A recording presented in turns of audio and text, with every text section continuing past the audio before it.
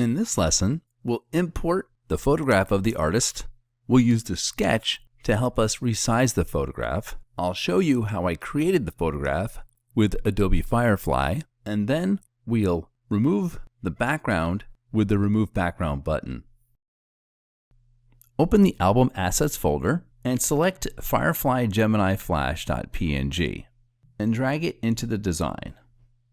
The image is very big, so we have to zoom out a little bit. Do a Command T to transform, press the Option key, and drag one of the corners in to the design to make the person smaller in the design, and press Return.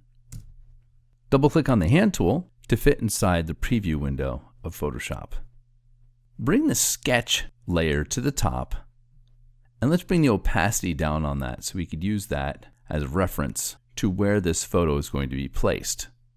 Get the Move tool and bring the image of the teenager lower in the design. And let's make him a little bit smaller. Do a Command T to transform and drag the middle square down, and then let's place him a little bit over here where the sketch is and press Return. Turn off the sketch layer. You can create imagery in Adobe Firefly. You would go to firefly.adobe.com, write in your prompt, and then press Generate. If you look at the bottom of my screen, you'll see how many generations I went through to get to the image that I was looking to acquire for this project.